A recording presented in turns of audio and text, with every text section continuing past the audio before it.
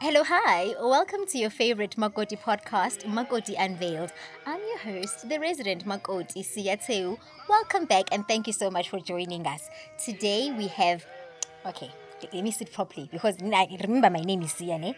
So today you get a double dose of the Siya vibe. So you know it's it's on today. Today we have Siyam Mkhize, who is an African spiritual advisor. Bito, how are you? I'm alright yourself, Ujani. Dear Pila Putwam, thank you so much for Thank you joining very us. much for having me. Yay! So you know it's gonna be a jump because Osiya are generally fun people. So, but okay, this is not the Siya show. This is Makoti Unveiled. So let's just get to it. Okay.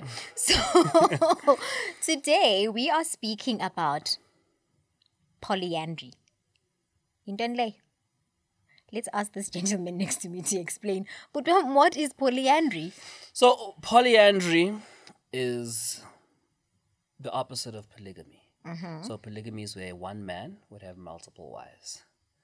Polyandry is where one woman has multiple husbands, right? So, my understanding is that there's polyandry, there's polygamy, and then there's polygyny, which is like a mixture of the two. So, you have one wife, you'll have maybe a man will have two wives, but those wives will also have multiple partners or multiple husbands. Yeah, well, so, polyandry, one wife, multiple husbands. Okay. Now, the $1 million question would be, what does it look like culturally? What does it look like spiritually? Angas, but I'll explore that during the course of this lovely podcast. One wife, multiple husbands. Now I have one. Let me tell you, it could never be me. I love my husband, but I don't want him multiplied. Please, no thanks. So, Budi, you are a spiritual advisor. Yeah. Let's start with the spiritual part. People will tell you that any sexual relationship has spiritual connections, right? So speak to us. But is this soul ties?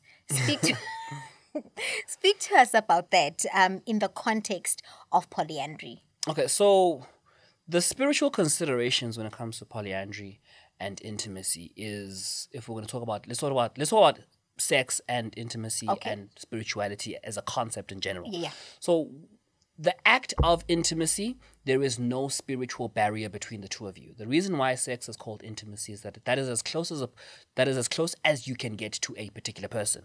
So the idea that there are soul ties or there's some sort of connection is misunderstood because we don't understand the science behind the spirituality. That's why we call it African spiritual science. Now, when you have two liquids and there is a barrier or a membrane between it, okay, science says, or biology would say, if you remember from high school, that you need Who was my equilibrium. biology teacher in high school? I'll think about it and I'll let you know. So if you think about it, right, when there's a membrane between two liquids, what happens? You have diffusion. You have these particles moving back and forward till there's what? Equilibrium. The same thing happens when it comes to intimacy, okay? But with intimacy, the barrier is very, very fine. So depending on how much good or light energy or amatunzi that you have, there will always be equilibrium. So if I come with a majority of dark energy and amatunza maningi, and you're coming with a lot of light energy, then we will leave that sexual encounter at 50-50, which is equilibrium, right? If we enter at equilibrium of 50-50, we will also leave at equilibrium of 50-50. So what people don't understand is that it is impossible to completely remove isinyama through the act of intimacy, because that person, it's impossible to remove it 100% unless you play around with the membrane, right? So intimacy and spirituality, simply put, is an exchange of spiritual energy. There is good and bad. And if you think back to your biology days and you understand diffusion and you understand how they would add active transporters and stuff like that, so that, okay, you want to create a difference in potential and get. So you want to move, but you don't want to get anything back, right? That's where people would use umuti. That's where people use herbs and medicines. But ngizokhipha sonke isinyama, but I'm not gonna sonke isinyama sizophuma and then ngizodonsa all of ukhanya. So if you understand that particular concept, if you understand your grade 8 biology, diffusion, active diffusion, facilitated diffusion, that is how intimacy and spirituality works. Your transporters is umuthi.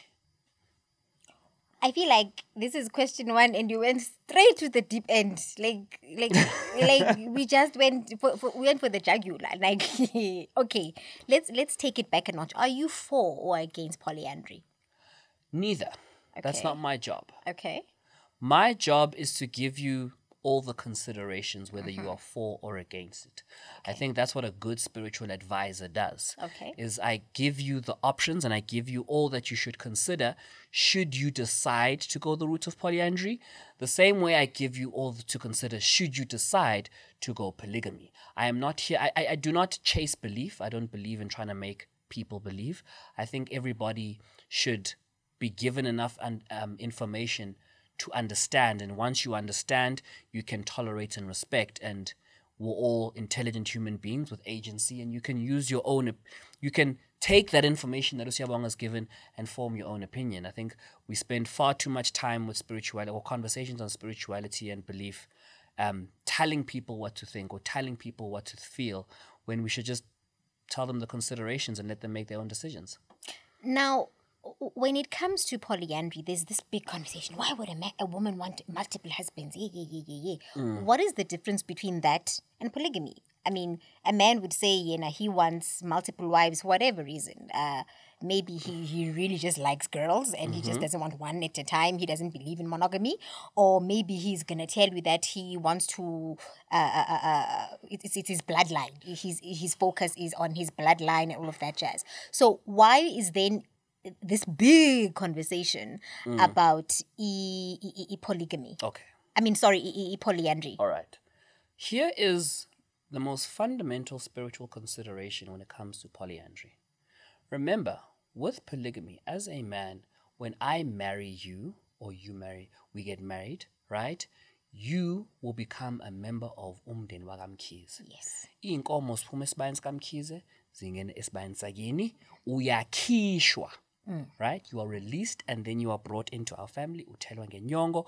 All that you will give birth to will be Mkhize. Yeah. Even in the event we separate, even in the event you sleep with a man that is not, that child is conceived from a seed which is not mine. Right? That child will be called Ilong, which is a child conceived in perfect wedlock, but the husband is not the father. Okay? Same thing with wife number 2, same thing with wife number 3. Yeah. All 3 wives, lobola has been paid. Bangeniswa nje kahle bathelwa ngenyongo. From their respective families. Exactly. Okay. Any and all children that are birthed from these 3 women will be skamkhize. Right? Now, here is the predicament with polyandry. Okay? In the event a woman takes a first husband, wangeniswa la ekhaya, wathelwa ngenyongo. Right? Which means all you will give birth to will be kamkhize. You then decide to take a second husband. Yeah, Dlamini must come. Right? Exactly. But now, number 1, uzokhishwa gephi kusiphi isibongo. How do we make this? See, what we don't discuss with polyandry is how do you make the marriage spiritually sound so that there is no conflict or umbango with the surname of the children. Because in order for this marriage to be spiritually sound, there needs to be a certain family that receives amalobola. That family will be responsible for your release, right? Because usungensiwa kamkhize, that means it is Mkhize's responsibility to handle that, right? But now, how can abakamkhize release you, but you and I are still married? How can abakamkhize? Ngithi everything we do, we have to announce edlozini. So Tina, ubaba wami is going to go IMSamo athi no nina bakamkhize kunomakoti wala ekhaya bazomcela abakadlamini bazomcela, but then how, what do the ancestors understand about ukuthi bazothi okay fine, uSiyabonga, is he alive? Yes. Bahlukene? No. So how does someone come alobola wena ukhishwe kodwa thina sisathandana sashadile and usaphila? Right? That's question number 1. Question number 2, when you decide to be intimate with that man, fine, not a problem. Leongane, the second husband, the third husband, and the fourth husband, all of their children will belong to this surname. Are they not going to be it's not. Are they not going to be Dlamini, Mkhize, Ngobo, Smangmang, and Mangmang? Zonke lezi. What people don't understand that all the children that are birthed in polyandry will belong to one surname, which is the husband of the first husband. So if you are a man going into polyandry, right, and you decide ukuthi fine ngizothatha uDlamini ngomshado uDlamini, right, noma ungamthela ngenyongo ngeenkomo eziwu-50, at the end of the day inyongo oyamthela kuqala ile yakaMkhize. But okay, I digress. In the case of a divorce, what would the nyongo business be? Still le ngane zikaMkhize. But now Mkhize is divorced, Mos. You can't see. You can't. Do you not divorce spiritually? No, you can't undo. Do you not divorce ancestrally? People talk about this concept of divorce, but you can't undo ukuthelwa ngenyongo. That is the issue. But once usukhishiwe, right? The only time ungabuyiswa back to your surname. See, I need to stop you here. Okay. I'm sure people will tell you there's nothing a little goat can fix. That's what I agree. There's with nothing you. A black chicken can fix. That is our premise as well. Okay, so the nyongo has been telwad, and now we just want to reverse and we hold on. Once in nyongo, inkinga ila usukhishiwe ngithi wathelwa ngenyongo wangeniswa. That's a wrap. Right? Now, Sia's not saying stay in marriages just because spiritually you can't undo a divorce, right? Sia's not saying stay in a marriage that you are unhappy. No, I'm not saying that at all. I'm saying this is what you need to spiritually consider. Uguti, once wathelwa ngenyongo and due protocol was followed, gonke ozokuzala, even after that marriage, will belong to ngokwedlozi, the first husband. But what you do, uyageza lokho, you just cleanse it with said goat, qhutshwe phambili nempilo, and that's it. But you are still connected. Yebo. So telile of this nyongo. Telile. So the problem with polyandry, right? Or not necessarily a problem, something for people to consider with polyandry is if you're going to be a second husband, those children can never spiritually be yours. Unless, I suppose this could be a spiritual loophole, if you want to call it that, right? You don't formalize it. Don't formally get married. You can live a polyandrous life. No, you live a polyandrous lifestyle. So if one woman had multiple husbands, right? Let's say she had 3 boyfriends, because they're not husbands now, right? 3 boyfriends. Let's say Nashate Home Affairs, right? Because this is what it's about, right? It's about the bill, if it gets passed through from a white paper to follows and becomes a bill, right? In the event Nashate Home Affairs, nakhetha ukuthi cha idlozi and isiko nesintu, we're putting it aside, okay? Then the 3 husbands, I don't know how the arrangement would work intimately, right? Whatever child is genetically proven to be our father number 1, father number 2, father number 3, then ubaba would go to that family, then I suppose you can live a polyandrous lifestyle without the considerations of isiko nesintu and spirituality. Isn't the issue with polyandry the fact that men have big egos? And the expectation is that women can share. Like if a man is married to 3 women, these women will just somehow understand by our husband. Mm-hmm. But as a man, where now you are incapable of accepting that. It's that thing where the conversation will be had that if a man cheats, it's easier for a woman to forgive than when a woman cheats. Then the man struggles because now every time he has to be intimate with her, for an example, he's thinking, "Oh, but another man was here." So is this not an ego-driven conversation? Here's the thing, right? Here's the thing. Let's take it back to understanding. You see, we need to understand marriage from an African spiritual perspective, okay? And why we're getting married. When we get married, so I come to you nje kahle ngithi awu masibanibani ngicela ungisize ukuthi ngiyovusa umuzi kababa. there's a clear intention and agenda behind we are coming together to expand umuzi wakamkhize. It's very clear ukuthi okay fine mawuphahla wena umasibanibani kodwa wagana kamkhize. When you pass away uzongcwatshwa kamkhize. Angithi? Right? Nalezo ingane zizoba ingane zikamkhize. Because remember the original homestead would be ikhaya elikhulu, which would be the main homestead, and then every single wife would get their own home, which is why even now, if you are going to practice polygamy, in my opinion, every single wife should get their own home because bekunjalo when it originally started. Now, the issue here is you have 3 husbands, okay? Uvusa umuzi kabani? Vusering all the mizis, the Dlamini, the Mkhize, the Ngobo. Which one is the priority? Who is because you can't say they are equal in terms of their priority. How can they not be equal? Hold on. When do you not love your kids equally? When I have 3 wives, all 4 of us are in agreement ukuthi sivusa umuzi wakamkhize. Sisebenzela abakamkhize. Ngit? Right? But if you are married to 3 husbands, uvusa umuzi kabani, ulandela liphi isiko nesintu. Right? In terms of makuhlatshwa noma kunomcimbi noma kunomsebenzi, which one do you go to first? Ukotiza kephi exactly? She would have to kotiza in all the houses kaloku.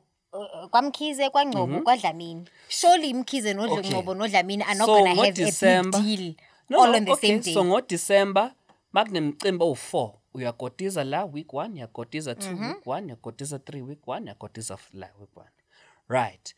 If you are all 4 wives are married to 1 husband, kunomsebenzi omcimbi owodwa, nikotiza la kuphela, boom, done, sekuphelile. Kaloku, if she's got the capacity to kotiza 4 times, why are you bothered with the fact that she's got the capacity to kotiza on week 1, KwaMkhize, week 2, she's got the capacity to be kwaDlamini, week 3, she's got the capacity to be kwaNgcobo. But now remember, now, there are 2 ancestors. And when you go to umcimbi yosebenza or whatever the case may be, right? Thina siyaphahla no, uyahamba uyekhaya kunomcimbi. Okay, not a problem hambani. Nathi akamkhize we need to so keep us something to contribute towards umcimbi kwashe kwacema. But now mina kumele ngiphahle ngithi cha. Okay, usiye uhamba uyokotiza emzini womunye umuntu. Hawu, uvusa lo muzi. You see, the issue with polyandry, or the consideration is, what do you say to make it make sense to idlozi? Yabo? Because it's either we can't practice culture and negate idlozi. It's either we take culture, spirituality, and idlozi as one whole thing, or we completely disregard it and we practice polyandry, but then, uma sizoshada, we put it aside. Don't pay lobola. Don't be released. Don't slaughter anything. Phila impilo yesilungu according to the Roman Dutch law. Yes, we finally arrived at the place. So if ufuna ukwenza polyandry, okay. In my opinion, I don't see how polyandry and isiko nesintu and spirituality will not have potential considerations that could be could cause complications. Do you think polyandry is an African? No, it's not an African. There are many African countries. There are not many. There are African countries. When I was doing my research a couple of years, I actually did a webinar on our Facebook page, right, a while back on things like polygamy, polyandry, open relationships. And when I was doing my reading, there are African countries that have practiced polyandry before, where they had many men. All these men had land. A lot of men had a lot of land because they inherited from their fathers, and there were few women in the villages, but they needed to grow the population. So there are African countries that have practiced polyandry. So to sit here and say that it is un-African would be incorrect of me, especially considering that other African countries have practiced it before. Like I said at the beginning of the podcast, it may seem the way I'm asking these questions may seem like I am biased, but in actual fact, those are the things that you need to consider. Yes, of course. When you are looking to explore polyandry. Okay. Would you say that polyandry is just another way of trying to westernize everything? Because we just... global village vibes. So to be honest with you, does to answer your question, is polyandry an attempt to try to westernize things? I think what polyandry is trying to do is level a playing field. Okay. Right. Perhaps that it's trying to do is level a playing field, and the powers that may be that have made these decisions according to polyandry, or pushed the polyandry white paper forward, seldom does the Roman Dutch law that we carry in South Africa consider African spirituality. That will always be the clash. I'm sure there are many a podcast that explore African culture and Roman Dutch law and the clashes that are there. Yeah, but like the very one now when it comes to Indaba Siyabonga and Ingane and Ilongwe. I think there was a tweet that I saw the one time. Someone was saying that Ingane, the issue of Ilongwe arose where a child was conceived. The mother and the father were married culturally perfectly, or no, they weren't married culturally perfectly, but another man helped out with his seed. But now that seed, the donor wanted now access to Umtwana, but they had written off completely. He had signed a paper or something along those lines to say that, look, I'm just the donor, but now the child was there, he saw the child, and now he wants access. You see, so now there's the law, and then there's African spirituality and African culture. Those two sometimes will always differ. There are many things that are westernizing the way we're living, right? Which is not a problem. I'm not concerned about things westernizing the way we're living. Okay. What I'm concerned about is how are we, right, practicing African culture and spirituality whilst still accommodating evolution, right? Evolution and the way we live will always be there, right? Evolution will always take place, but you can practice African spirituality in such a way that it evolves. The practice evolves with the times. Was it Mendoza who said, let's go 50-50? I'm exposing my age. So between Mendoza and Beijing, we are made to believe that me and you, as men and women, we are equal. Mm-hmm. You know, anything you can do, I can also do. So if you want to go work at a mine, I can also do it. If I want to be a hairstylist, so can you. So is this another way of oppressing women from doing what they want? Like, is it... You know, gender equality, right, from an economic standpoint is very, very important, right? But men and women are not necessarily equal, but we're different. Okay. And we're different for a very good reason. Okay? You're married, I'm married. We understand that the roles in which we play in the household, when we play them well, who benefits from that? Who benefits when you fulfill your wifely duties? Who benefits when your husband fulfills his husband duties as a man? Right? It's the kids, which is the future generation. You know? So the problem with gender equality isn't about, okay, if you can do it, then I can do it. If I can do it, then you can do it. Okay? What we need to understand is we're all different. I've always said that men have an amazing energy of creation. Women have an amazing energy of proliferation, multiplication. Yes, and I've seen it with my wife. That's 100 rand, 100 rand.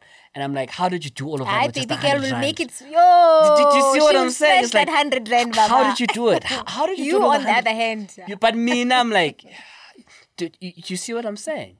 But that ability to multiply something that I have created is essential. So, and that's another. Sometimes we get upset when as a man they're like, no, you must provide. It's like, no, they're not saying provide. They're saying provide something for her to multiply. And perhaps men, we should also be demanding for women to multiply as well.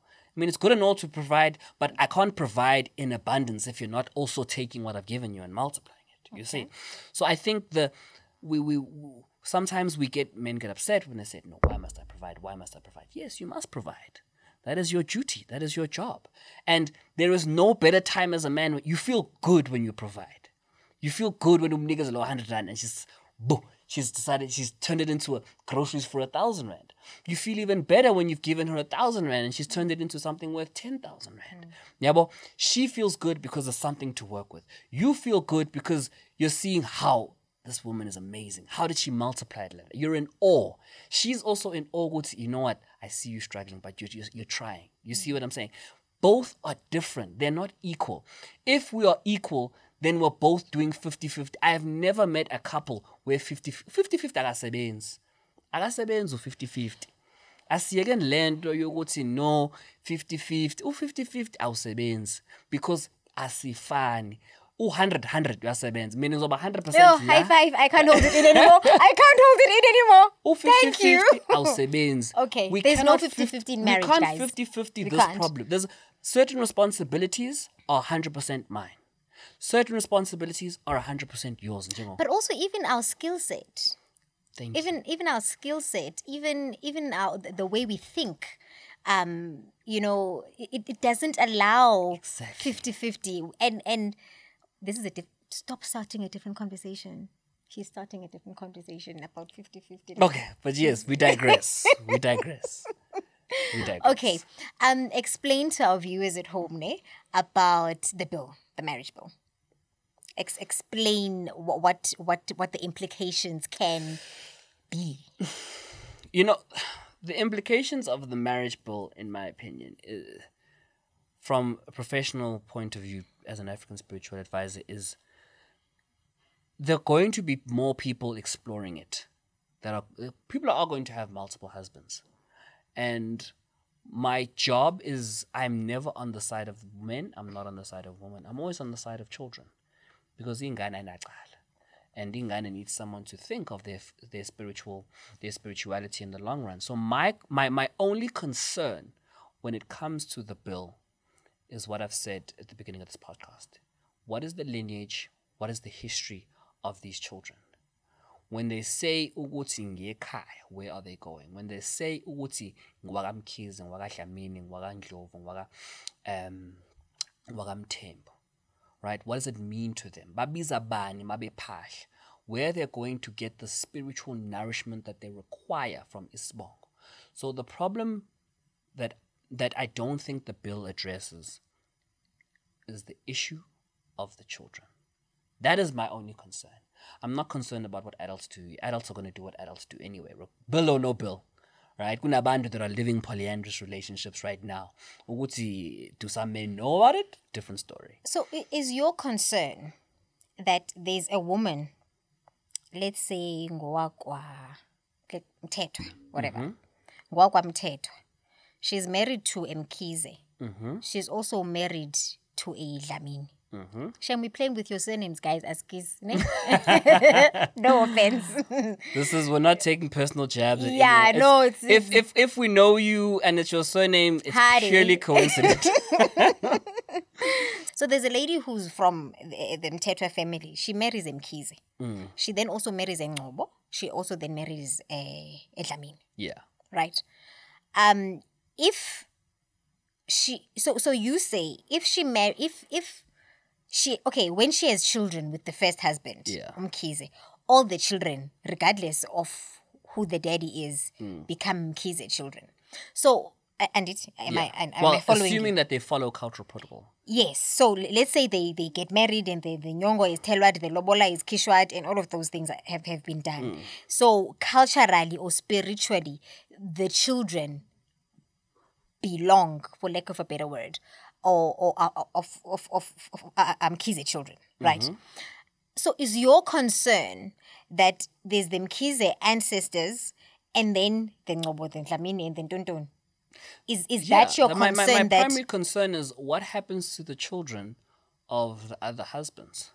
Because inevitably, as a man, you're going to fight for your children to carry your surname. You're right? So they are also going to introduce Lezo Ingane to their surnames, Ngendlela Zabo, right? And their ancestors. Yes, and their ancestors. But that is also going to cause umbango and a clash in those children. You see, we're talking in the context of South Africa here, right?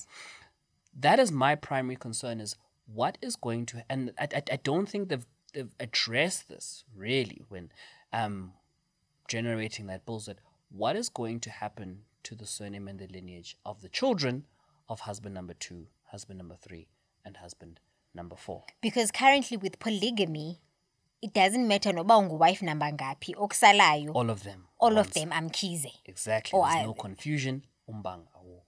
So now if they can, and that's why I'm saying, if you practice polyandry, in my mind, I stand to be corrected, but I am yet to see a way of practicing both lifestyles, right? Uguti, you practice polyandry and you're doing things into from an African spiritual and cultural perspective. Is there a way? I don't know. But that's why no one knows all, and you have these conversations so that you can have other people voice their opinions, and perhaps, Bona, they see things differently. What happens when a woman isn't married and she has multiple children with multiple fathers? Okay. She isn't married to any of those men. All of those children belong to her surname. Okay. Right? So, yes, all of them, Zumlanjwana, they belong to Siyabonga Mkhize. Okay? Those children will belong to her surname, and the decision for the fathers to follow protocol so that the children can take those surnames rests with the mother and her family. So bangakhokha inhlawulo balobole ingane ikhishwe and be released into those and brought into those respective families. That is her prerogative, right? She can't be forced to do it. Okay. Yeah, so there's no spiritual or cultural issue there. No, there's no cultural issue there because remember, she's not married. Okay. She's not married to any of the fathers. But even then, those children are far better off than inganes of polyandry. Because at least there's clarity to me.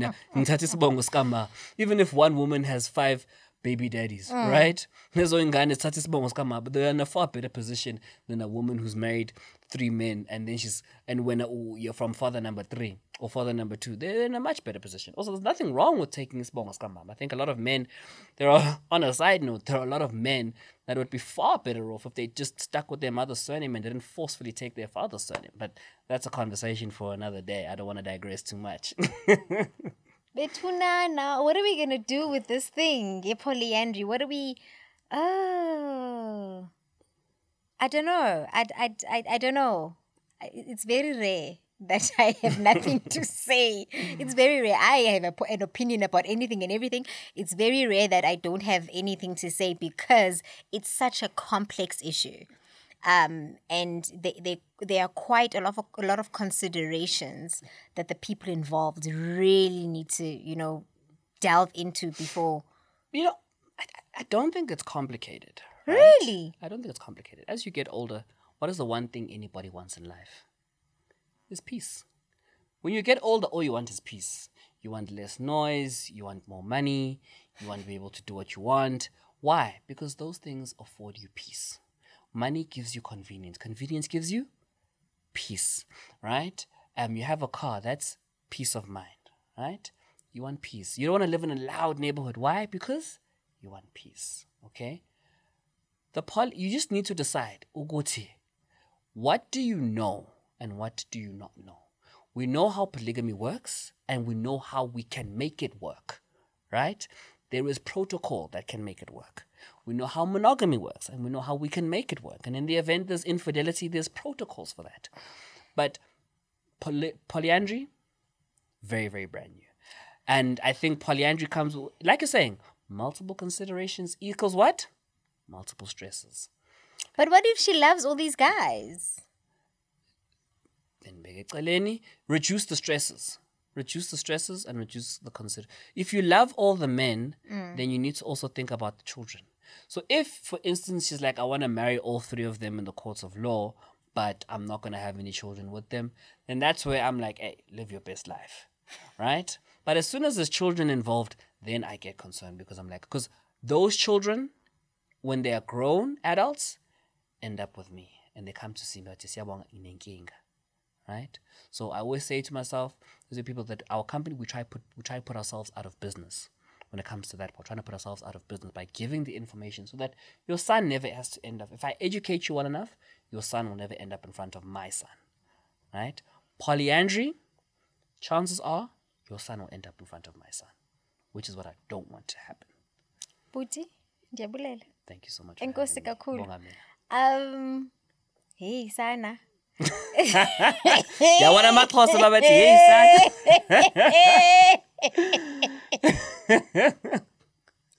It's a lot, eh? It's a lot, guys. This is the beauty of Makoti Unveiled. We are a podcast that tackles all things relating to Omakoti, different kinds of Omakoti. And if you feel like you are the Makoti who wants to have different husbands and explore this, I hope we've given you some food for thought.